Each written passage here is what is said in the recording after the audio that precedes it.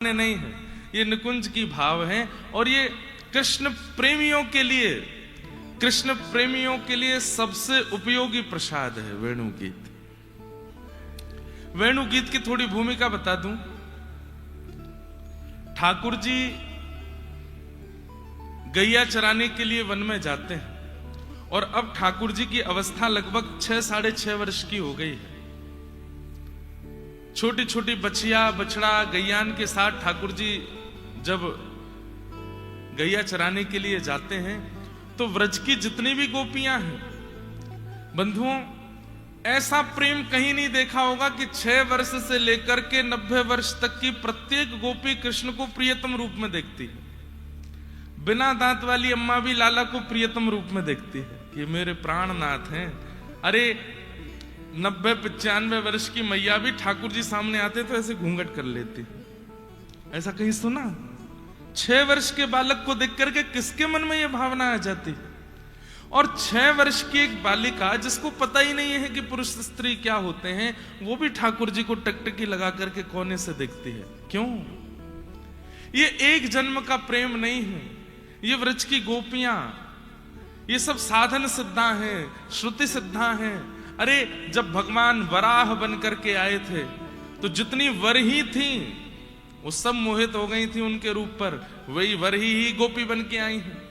जब वे नृसिंह बन करके आए तो जितनी भी सिंहनियां थी वे भी मोहित हो गई उन पर। वे सब गोपी बन के आई हैं। जब वे राम बन करके आए तो दंडक बन के सब संत मोहित हो गए, तो वे संत गोपी बन के आए हैं। जिस किसी ने भी किसी भी अवतार के स्वरूप को प्रेम भर के देखा, सबको ठाकुर जी ने वरदान दिया, व्रज में मिलेंगे, तुम गोपी बन के आना, मैं श्याम सुंदर बन के आऊंगा। और इस प्रेम में कहीं भी कामुकता नहीं है। बस प्रत्येक इंद्रिय कृष्ण रस को चाहती है। दर्शन को नैना तपे, बचन सुनन को कान, मिलवे को हियरा तपे, हिय के जीवन प्राण, गोवर्धन वासी सांवरे, गोवर्धन वासी लाल तुम बिन रयो न जाए, ओ लाल तुम बिन रयो न जाए। न स्पर्श की इच्छा है, न मिलन की इच्छा है, न स्वीकार करो ऐसी इच्छा है। गोपियों की इच्छाएं नहीं है। गोपियों की बस इच्छा एक ही है, ऐसे ही देखत रहूं, आप मेरे रहो मेरे नयनन आगे, रहो मेरे अखियन आगे, रहो मेरी अखियन आगे, छैया कदम्ब तारगल वैया, क्या सोवत क्या जागे, ओ क्या सोवत क्या जागे। बस एक ही चाहिए, क्या? रहो मेरी अखियन आगे, हाँ रहो मेरी अखियन आगे, रहो मेरी अखियन आगे। रात में शयन कराते समय ये पद गाते हैं, हे नाथ क्या सोवत क्या जागे, जागते हुए भी मैं आपको देखूं, आंख बंद हो जाए तो आप भीतर बैठे रहो। गोपियों का प्रेम अलग है। तो वेणु गीत का मूल रूप क्या है कि ठाकुर जी वन में जाते हैं, और वन में कितनी दूर जाते हैं कुछ पता नहीं है। तो जब तक ठाकुर जी लौट के नहीं आते, व्रज की सब गोपियां इतनी व्याकुल रहती हैं, इतनी ज्यादा बेचैन हो जाती हैं कि व्रज सूना लग रहा है, वृंदावन सूना लग रहा है, हम वृंदावन के प्राण तो बाहर चले गए हैं। तो उस समय गोपियां इतनी व्याकुल हो जाती हैं, वो एक एक समय 3-3 युग के समान लगता है, एक एक क्षण की कब होगी संध्या, कब वेणु रव सुनाई देगा, कब श्याम सुंदर लौट करके वृंदावन आवेंगे। ठाकुर जी सुबह ही चले जाते हैं। अगर आज के समय के अनुसार कहें तो 9:30-10 बजे ठाकुर जी निकल जाते हैं, शाम को लौट के आते हैं 5 बजे। अब ये पूरा समय कैसे निकले? क्यों? रात्रि 6:30-7 बजे तो सो जाते हैं ठाकुर जी, और फिर पूरी रात दर्शन नहीं होता। ये बीच का ही तो समय था प्रकाश का, जिसमें श्याम सुंदर दिखते थे, उसमें भी गैया चराने चले गए। अब हम कैसे जिए? तब सब गोपियों के मन के भाव को ठाकुर जी पहचान गए, और कृष्ण प्रेम में जितनी भी पगी हुई गोपियां हैं, उन सबको वन की वंशी सुनाई देती है। ठाकुर जी मधुर वंशी बजाते हैं, और जैसे ही वेणु सुनाई देती है, वेणु कान में जाते ही सबके नेत्र बंद हो जाते हैं, और अपने अपने घरों में बैठे बैठे ही श्याम सुंदर के दर्शन होने लग जाते हैं। कैसे वृक्ष हैं, कैसी ब्यार है, कैसी हवा है, कैसी घास है, कैसी नदी है, कैसा सूर्य है, कैसी वहां की परिस्थिति। मतलब गोपियां बैठी तो अपने घर में होती हैं, लेकिन पहुंच वहीं जाती हैं जहां श्याम सुंदर होते हैं। ये वेणु गीत है। अब वहां गोपियां झुंड बना करके अपने अपने दर्शन बता रही हैं। कोई गोपी कुछ बता रही है, कोई गोपी कुछ बता रही है, और वे सब सत्य ही बता रही हैं। उन सबको एक जैसा ही दिख रहा है, लेकिन कुछ किसी किसी को विशेष दिख रहा है, किसी किसी को और ज्यादा विशेष दिख रहा है। वे आपस में चर्चा कर रही हैं। यही है वेणु गीत। किलोमीटरों दूर, कोसों दूर श्याम सुंदर वंशी बजा रहे हैं, और घर में बैठे गोपियों को दर्शन हो रहा है। बंधुओं, कथा भी वंशी है। भले नाथद्वारा में हो, भीलवाड़ा में हो, जयपुर में हो, बंबई में हो, कलकत्ता में हो, दिल्ली में हो, चेन्नई में हो, कहीं भी कथा होती है, यदि सुनने वाला भाव से श्रवण करे, वहीं बैठे बैठे उसको वृंदावन बिहारी का अनुभव होने लगता है। ये भी तो वंशी है। लेकिन आप तो बैठे ही वृंदावन में। चलो ले चलते हैं, ठाकुर जी की वेणु सुनाते हैं आपको। वरहा पीड़म नटवर वपु कर्णयो कर्णकारम विभ्रद वास कनक कपिसम वैजयन्तीं चमाला रंध्रान वेणो अधर सुधया पूरयन गोप वृंदये वृंदारण्यम स्वपद रमणम प्राविशत गीत कीर्ति। जिनको बीच में उठ के जाना हो ना, वो ऐसे जाना कि हमको पता ना चले और ना सुनने वालों को पता चले। वो बस चले जाना और फिर लौट के भी मत आना क्योंकि ये प्रसंग अब इसमें मैं बहुत मुश्किल से प्रवेश करता हूं। वरहा पीड़म, पहले तो ठाकुर जी की झांकी देखो कैसी है। मोर पंख का सुंदर आपीड़ यानी कि मुकुट धारण किया है अपने सिर पर। और ठाकुर जी मुकुट कैसे पहनते हैं? मुकुट सीधा पहनना चाहिए, ठाकुर जी टेढ़ा पहनते हैं। और टेढ़ा भी पहनते हैं, आगे झुका हुआ पहनते हैं, ऐसे पहनते हैं ठाकुर जी। क्यों? जहां जहां चरण पड़त प्यारी जू के, तहां तहां मन मेरो करत है छाओ। स्वामी श्री हरदास जी महाराज का पद है। स्वामी जी कहते हैं कि जहां जहां प्यारी जी के चरण पड़ते हैं तो ठाकुर जी के मन में विचार आता है कि एक तो सबसे बड़ी बात कि हमारी प्रिया जी और श्याम सुंदर दोनों व्रजमंडल में पादुका नहीं पहनते। चाहे सर्दी हो, चाहे गर्मी हो, चाहे कीचड़ हो, चाहे वर्षा हो, चाहे कैसी ऋतु हो, सबसे बड़ी बात कि श्री राधा रानी और ठाकुर जी व्रजमंडल में पादुका नहीं पहनते। बिना पादुका के ही चलते।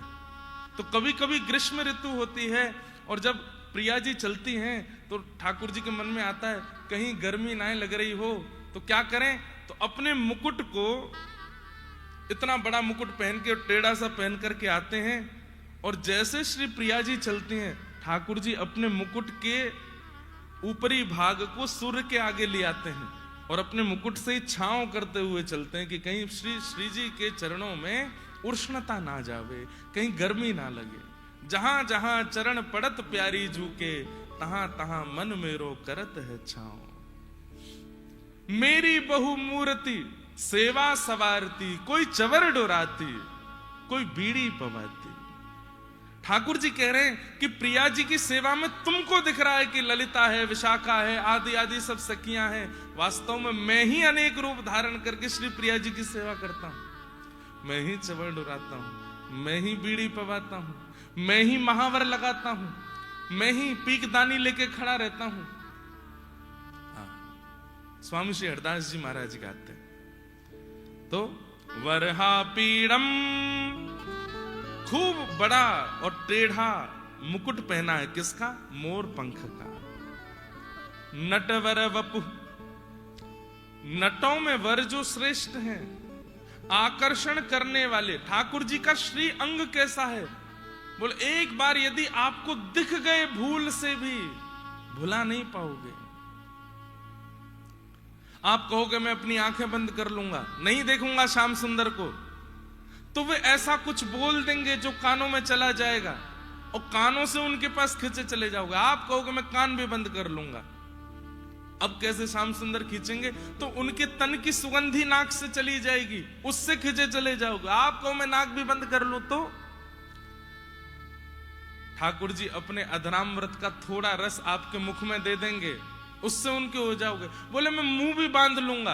अब कैसे श्याम सुंदर अपनाएंगे? तो बोले अपने बाम हस्त की कनिष्ठ उंगली से जरा सा आपको छू देंगे, उससे उनके पीछे पड़ जाओगे। वो स्पर्श ही इतना अद्भुत होगा कि उनको छोड़ नहीं पाओगे फिर। तो ऐसे आकर्षण करने वाले हैं, इसलिए उनका नाम है नटवर। आकर्षण करने वालों में सबसे श्रेष्ठ नटवर वपु। कर्णयो कर्णकारम, कान दो हैं लेकिन कुंडल एक ही पहनते हैं। और काय का कुंडल पहनते हैं? बोले कन्नेर के फूल का पहनते हैं। कैसे पहनते हैं?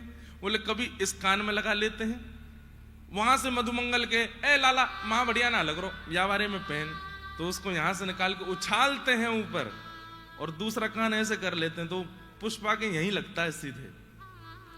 बढ़िया है? हाँ लाला अब बढ़िया लग रहा हो। तो श्री दामा वहां से ना ना ना ना वहां बढ़िया ना, यहां लगा, तो फिर निकालते हैं, फिर उछालते हैं, फिर यहां पहन लेते हैं। कैसी मधुर छवि है। अरे पुष्प को निकाल के सीधे यहां खोंच लो ना, उछालते हैं। ये ठाकुर जी की अदा है। कर्णयो कर्णकारम बिभ्रदवासः कनक कपिसम। पीतांबरी पहनते हैं, जैसे मैंने श्वेतांबरी पहनी है, ये बगलबंदी ऐसी बंदी पहनते हैं ठाकुर जी। कैसी? बोले पीली पहनते हैं। और गर्मियों में तो पहनते ही नहीं है, गर्मियों में केवल मोतियों की माला और बस नीचे कुछ कटकाचनी जैसी पहन लेते हैं और कुछ नहीं पहनते, ऐसे ही डोलते हैं। अच्छा एक बात तो है, हमारे लाला को सर्दीन में जाड़ों भी बहुत लगे और गर्मीन में गर्मियों बहुत लगे। गर्मीन में उघारो डोलते रहेगो और सर्दीन में इतने छुप जाते हैं कि केवल आंख नाक मुंह ही दिखता और कुछ नहीं दिखता, सब छुपा लेते। लेकिन विभ्रदवासः कनक कपिसम वैजयंतीम चम। वैजयंती माला किसको कहते हैं? पंच पुष्पों की माला को वैजयंती माला कहते हैं। अलग अलग 5 पुष्पों से निर्मित माला वैजयंती माला। वैजयंतीम च माला रंध्रान वेणो अधर सुधया। अपने मुखमंडल पर वेणु को आच्छादित करते हुए ठाकुर जी चल रहे हैं, कोमल उंगलियों से उसके छिद्रों को दबा रहे हैं, मधुर मधुर उसमें अपने प्राण पिरो रहे हैं। अपनी कटाक्ष से कभी इधर देखते हैं कभी इधर देखते। अच्छा सबसे बड़ी बात, ठाकुर जी के नेत्रों का जो अंतिम छोड़ है ये कानों तक आता है। हम मानवों के ऐसे नेत्र नहीं है। प्राचीन काल में भी आज भी कई लोगों के नेत्र बड़े सुंदर होते हैं, थोड़े पीछे तक होते हैं, लेकिन श्री ठाकुर जी के नेत्र कैसे हैं? बोले आगे से बिल्कुल पीछे तक जाते हैं। कभी कमल कली की उपमा देते हैं, कभी मछली की उपमा देते हैं, ऐसे ठाकुर जी के नेत्र हैं। तो जो नेत्रों की पुतली है वो कई कई बार कोने तक घूम जाती है, और ठाकुर जी जब ऐसे देखते हैं, आहा, उसी को कटाक्ष कहते हैं। सीधे देख लें सही है, लेकिन कहीं वो तिरछा देख लेते हैं तो जिसको देखते हैं वो मूर्छित ही हो जाता है, वो उठ नहीं पाता फिर। वेणु अधर सुधया पूरयन गोप वृंदई। और गोप ग्वाल लाला की सुंदर छवि का वर्णन करते हुए चले, वारे लाला तेरी चाल कैसी अद्भुत लग रही है। बाकी चाल चलत गोकुल में, छैल छबीलो प्यारो गिरधर सबही अंग को बांको, सबही अंग को बांको गिरधर सबही अंग को बांको। बांको मतलब टेढ़ो, पाम भी टेढ़े हैं, कमर भी टेढ़ी है, मुख भी टेढ़ो है, और वहां पे मुकुट भी टेढ़ो पहने, और ये हाथ भी सीधे ना रखे, या कोई यहाँ रखेगो, कभी यहाँ रखेगो, कभी यूं कर लेगो, टेढ़ो ही रहवे, चले भी टेढ़ो मेढ़ो ही है। गोप ग्वाल ठाकुर जी की बात छवि को वर्णन कर रहे हैं। अरे लाला ने क्यों ठाड़ो है जा, तेरो दर्शन कर लूं। ठाकुर जी वैसे ठाड़े है जाए। अरे लाला ने ऐसे ठाड़े है जा, वैसे ठाकुर जी जैसे जैसे ग्वाला कहते हैं वैसे ठाकुर जी ठाड़े है जाए, और सब ग्वाला उनका दर्शन करते हैं। पूरयन गोप वृंदई वृंदारण्यम स्वपद रमणम प्राविशत गीत कीर्ति। जैसे ही अपने चरणों को आगे की ओर रखते हैं तो जिस क्षेत्र में ठाकुर जी का चरण कमल पधराया आ रहा है उस क्षेत्र की रज जो है वो अपने आप को सौभाग्यशाली मानती है, और ठाकुर जी के श्री चरण पड़ते ही उस पूरी भूमि के क्षेत्र में एक सुंदर आकृति बन जाती है, सुगंधी आने लग जाती है, जल प्रवाह होने लगता है, मानो जैसे नेत्रों से प्रेमाश्रु छलक पड़े हों भूदेवी के। ऐसे ठाकुर जी मधुर रूप धारण करके वन की ओर जा रहे हैं। मैया ने अद्भुत श्रृंगार किया है, और गोपियां अपने अपने घरों में बैठ के व्याकुल हो रही हैं कि अब श्याम सुंदर चले जाएंगे, हम कैसे देखेंगे इनको। अरे जा रहे हैं, कम से कम अभी तो देख लो। तो कोई छत पर खड़ी है, कोई अटारी पर खड़ी है, कोई द्वार पर आ गई है, किसी ने खिड़की खोल ली है, और तभी गायों का झुंड निकल रहा है, और बस प्रतीक्षा हो रही है, अब आएंगे श्याम सुंदर, अब आएंगे श्याम सुंदर। 9 लाख गैया हैं, और जैसे ही ठाकुर जी निकलते हैं, कैसी अद्भुतता है कि एक भी गोपी नहीं बचती है, सबको देख लेते हैं ठाकुर जी। याकू भी देख लियो, या के सामने घरवारी वाकू भी देख लियो, ऊपर जो खड़ी है वाकू भी देख लियो, सबको ठाकुर जी देखते हुए जा रहे हैं। और तब गोपियां वेणु गीत गाना प्रारंभ करते हैं। अक्षणवतां फलमिदं न परम विदाम, सख्यः प्रसूननु विवेशयतोर्वयस्यै,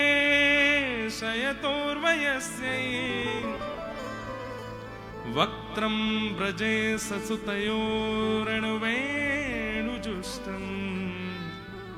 यैर्वा निपीतमनुरक्त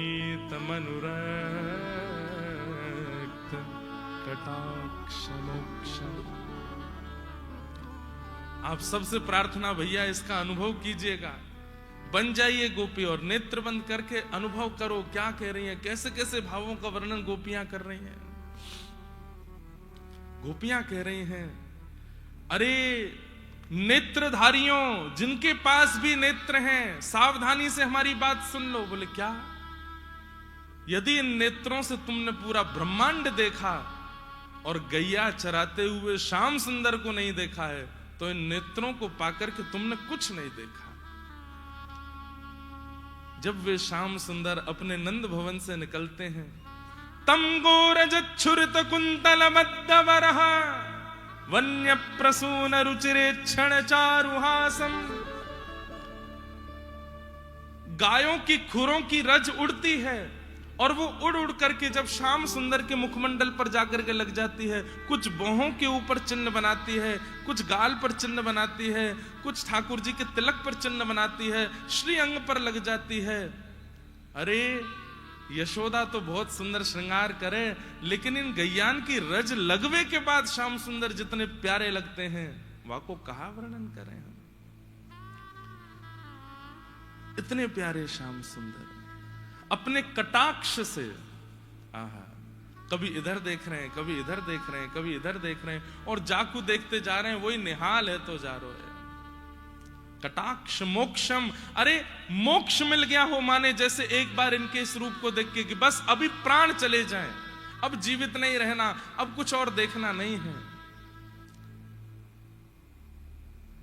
देखो चाहत कमल नयन को, निस दिन रहत उदासी अखियां, हरि दर्शन की प्यासी,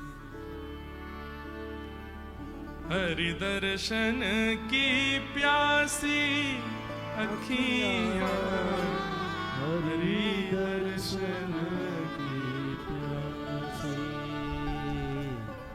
केसर तिलक मोतिन की माला, वृंदावन के वासी, नेह लगाए त्याग गए तृण सम, डार गए गल फांसी अखियां, हरि दर्शन की प्यासी। एक बात बताऊं, हमारी सारी इंद्रियां भटकती रहती हैं। जीव को कभी कचौड़ी खवाओ, कभी जलेबी खवाओ, कभी बेड़ई खवाओ, कभी कछू खवाओ, दार बाटी खवाओ, चूरमा खवाओ, लेकिन आपकी जीव कभी किसी वस्तु को पाके ऐसा हुआ कि तृप्त हो गई और कह दे अब कुछ नहीं चाहिए। अरे जिसके प्राप्त हो जाने के बाद में आपकी आपकी आपकी भावना कह दे बस अब कुछ नहीं चाहिए, समझो वही वास्तविक वस्तु है। लेकिन आप संसार के हर व्यंजन का स्वाद ले लेते हैं, हर रूप को देख लेते हैं, उसके बाद भी आपकी इंद्रियां कभी नहीं कहती कि बस अब मैं तृप्त हो गई ना। क्यों? क्योंकि इन इंद्रियों को जो तृप्त कर सकते हैं वो केवल श्याम सुंदर है और कोई नहीं। कितने भी रस खिला दीजिए, कितने भी रूप दिखा दीजिए, कितने भी स्वर सुना दीजिए, कितने भी स्पर्श करा दीजिए, लेकिन जब तक इन सब भावों में श्याम सुंदर नहीं आएंगे, आपकी इंद्रियां भटकती ही रहेंगी। 90 वर्ष के हो जाओगे, दांत टूट जाएंगे, लेकिन तब भी जीव कहेगी गोलगप्पा खिलाओ। क्यों? क्योंकि अभी विश्राम नहीं मिला है इस इंद्रिय को। इसको विश्राम देने की सामर्थ्य केवल वृंदावन चंद्र में है। गोपियां कह रहे हैं ऐसे मधुर श्याम सुंदर को देखने के अलावा हम किसको देखें? अब ठाकुर जी तो गैया चराते हुए चले गए, अब गोपियां व्याकुल होने लगी, क्या करें? तभी ठाकुर जी ने देखा अरे ये व्याकुल काउदना प्राण त्याग देंगी, अभी तो मुझको रास और करनो है, तो क्या करें? तुरंत ठाकुर जी ने अपनी वेणु को निकाला और जैसे ही अपने अधर पर धारण किया। मैंने कथाओं में बताया है जहां हाथ नीचे हो और वंशी अधर पर है, हाथ नीचे हैं, वो वंशी है। जहां हाथ बिल्कुल अधर के बगल में है वो मुरली है। लेकिन जहां मुखमंडल किशोरी जी की तरफ झुक जाए और हाथ ऊपर आ जाए वो वेणु है। ठाकुर जी वेणु बजा रहे हैं, ऐसे झुक गए हैं, दोनों भुजा ऊपर करके ठाकुर जी बड़े रम करके डूब करके वेणु बजा रहे हैं। जैसे श्याम सुंदर गए हैं, गोपियां व्याकुल हो गईं। ठाकुर जी ने वेणु बजाना प्रारंभ किया और वह वेणु की ध्वनि जैसे प्रत्येक गोपी के कान में पहुंचती है वहीं स्तब्ध हो गई है। सब गोपियों के नेत्र बंद हो गए हैं और एक साथ सब गोपियों को व्रज में, वन में जाते हुए, गौचारण करते हुए श्याम सुंदर का दर्शन हो रहा है। अब क्या दर्शन हो रहा है सुनो।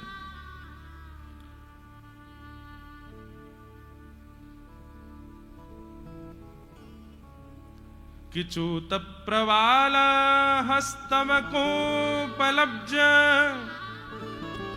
मालानुप्रक्त परिधान विचित्र वेशौ मध्ये विरेज तुरलम पशुपाल गोष्ठ्यां रंगे यथा नटवरौ क्वच गायमानौ। गोपियां कह रही हैं, अरे ये देखो श्याम सुंदर क्या कर रहे हैं। यशोदा मैया ने इतना सुंदर श्रृंगार करके भेजो, लेकिन जैसे जैसे वन में प्रवेश कर रहे हैं ठाकुर जी वन में जाके अपना श्रृंगार, विशेष श्रृंगार उतार के अपने हाथ से कुछ अलग श्रृंगार कर रहे हैं। कैसे बन रहे हैं? बोले वनमाली बन रहे हैं। वनमाली कैसे बन रहे हैं? आम का एक पेड़ दिखाई दिया तो वहां से आम के जो पत्ते होते हैं उसकी डाल तोड़ लेते हैं, अपनी पाग में यहां खोंच लेते हैं। एक नहीं खोंचते, एक यहां पे, एक यहां पे, एक यहां पे, एक यहां पे, ऐसे ठाकुर जी की पीली पाग, और पीली पाग के ऊपर मानो जैसे ऐसे आम के पत्ते लटक रहे हैं। वो बीच बीच में ठाकुर जी के कभी आंख पे आते हैं, गाल पे आते हैं, मानो वे पत्र भी कहते हैं कि हम ठाकुर जी को अंग स्पर्श कर लें तो ठाकुर जी ऐसे धीमे से उनको हटाते हैं। और केवल इतना ही नहीं कर रहे हैं, कहीं कोई पुष्प मिल जाते हैं तो पुष्पों को इकट्ठा करते हैं। कैसा श्रृंगार, स्वयं श्याम सुंदर अपना श्रृंगार कर रहे हैं। यहां पर गुलाबी पुष्प मिला, आगे श्वेत पुष्प मिला, उन पुष्पों को इकट्ठा कर रहे हैं। मधुमंगल कह रहे हैं, लाला कहां करेगो? बोले देख तो जा, कहां करूंगो।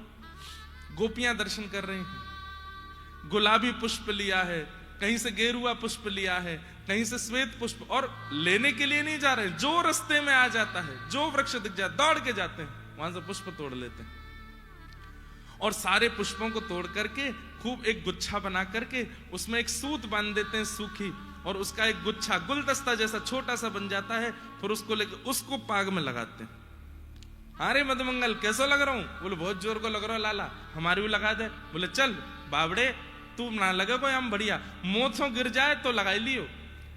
फिर आगे ग्वाल बाल जाते हैं, वे पुष्पों के गुच्छे बना बना करके लाते हैं। तो जितने लाते हैं सब पहन लेते हैं ठाकुर जी। किसी को बाजूबंद में लगा लिया, किसी को अपनी कमर में खोंच लिया, किसी को यहाँ पीछे अपनी शिखा में लगा लिया, कोई यहाँ कानों के ऊपर लगा लिए। सब जगह ठाकुर जी उन पुष्पों के गुच्छों को लगा करके चल रहे हैं। तभी ठाकुर जी गैयाओं की ओर देखते हैं और मन में आता है कि ये गैया दूर दूर है जाएं ग्वाल बालन के कारण, तो ऐसा कहा करूं कि सब मेरे समीप आ जाए। ये सब दर्शन गोपियों को हो रहा है घर में। तभी ठाकुर जी खूब सारी कुशा, लंबी लंबी घास, उनको झुंड में तोड़ते हैं, उनको खोंचना शुरू करते हैं। किसी को पाग में, किसी को अपने बाजूबंद में, हाथ के कड़ूला में, कमर में, सब जगह खोंच लेते हैं। और फिर वनमाली बन करके और दूर्वा कृष्ण बन के, दूर्वा कृष्ण बन गए हैं। पूरे अंग पर दूर्वा लगी है, घास लगी है, और ठाकुर जी वेणु बजाते हैं। ऐसे वेणु का स्वर बजाते हैं जिससे सारी गाय दौड़ती दौड़ती उनके पास आती, और सबको ठाकुर जी मानो आज्ञा देते हैं कि अरे कहां घास चर रही हो, ये मेरे तन पे जो उगी है या को पाए लो। तो एक एक गैया जाकर के अपनी जीभ से, अपने मुख से ठाकुर जी के श्री अंग पर लगी भई वह दूर्वा को निकाल रही है।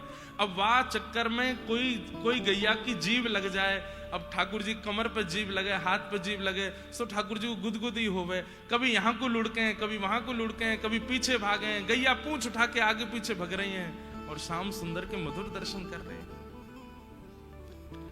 गोपियां कह रही हैं, अरे ये कितनी भाग्यशाली हैं गैया, श्याम सुंदर के श्री अंग पर लगी भई दूर्वा को कैसे आस्वादन कर रही हैं, कैसे सुखवा को ले रहे हैं। ठाकुर जी को सबसे प्रिय वनमाली भेष है। आप स्वर्ण का श्रृंगार कराओ, चांदी का श्रृंगार कराओ, मोती का श्रृंगार कराओ, सब ठाकुर जी को बढ़िया लगता है, लेकिन अंत में ठाकुर जी पुष्प और हरी पत्तियों की माला पहनते ही पहनते हैं, क्योंकि वो ठाकुर जी को अति प्रिय है। अगर व्यक्ति स्वर्ण चांदी मोती का श्रृंगार ना करावे, केवल वन की सामग्रियों से ही ठाकुर जी का श्रृंगार करे, ठाकुर जी न्योछावर हो जाते हैं, उस पर इतने प्रसन्न हो जाते हैं, ठाकुर जी को बहुत सुख मिलता है। प्राकृतिक श्रृंगार ठाकुर जी को बहुत प्रिय है। गोपियां कह रही हैं, अरे हम गोपी काई को बनिए, हम ये पुष्प ही बन जाती, लाला के कान में बैठ जाती, हम ये घासे ही बन जाती, लाला कम से कम तोड़ करके अपने बाजूबंद में लगा लेते। अरे हम गैयान की चरण की धूल बन जाती, उड़ करके श्री मुख पर लग जाती। एक एक करके गोपियां झुंड में आकर के बैठ गई हैं। अब ये एक गोपी अपना दर्शन करा रही है कि मुझे ऐसा दर्शन हो रहा है। तभी दूसरी गोपी कहती है, अरे मेरी तो सुनो, मोए कैसे दिख रहे हैं? बोले कैसे दिख रहे हैं? गोप्यः किमाचरदयं कुशलश्म वेणु दामोदराधर सुधामपि गोपिकानां भुङ्क्ते स्वयं यद विशिष्ट हसिंहदिन्यो हस्यत्वचोश्रुमुमुचोस्तरवो यथार्या।